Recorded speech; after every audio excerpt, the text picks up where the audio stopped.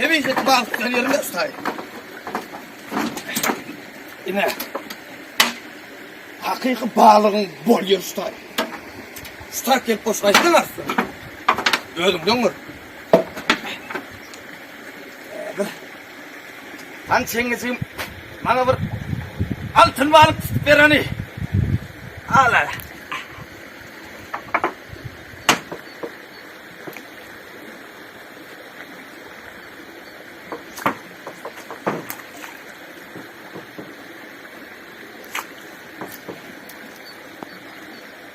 Benim ben sor beni. Benim ben bunu biliyorum.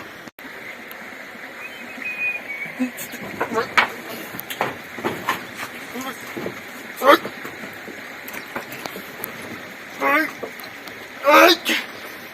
Çek beni bak, koyver beni meseleyi. Tuttu be akıllı. Akuna düştü, gel yetse verin ay! Adamlar! Akuna! Yetse verin ay! Ay! Ay! Ay! Ay! Ne müstahpıyordum? Ne müstahpıyordum? Ne müstahpıyordum? Atlamayın yanak kolum! Ağır tutun! Ey suyun aşağında balık tutuyor, üstünü tutuyorlar! Altın balık bu! Niye altın balık bu? Suyun aşağında!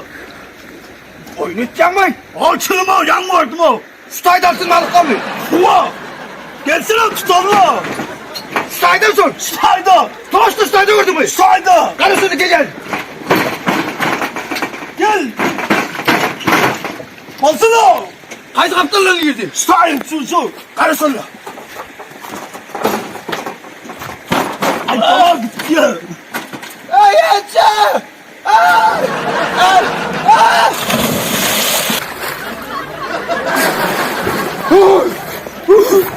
Altın balık! Ay bana diye kuzun kaçtı! Altın balık değildi! Gitti kaçtı! Altın balık! Gitti! Sıktırdı mı? Allah! Yürü! Efendim! Ola altın balık ekin! İnni! Öldürüyorum seni! Sen burada kayıtık değil mi elmen tutuğa? Sen burada! Akmam beni yarattı gidiyor içinde! Hello! Sen gitsen gidiyor! Beni açan çıkma gitti!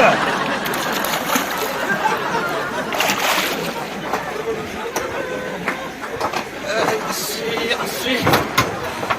Altın balık değil ha, burnum geçti! Öyle haytayın da, bana altın balığım öydü o.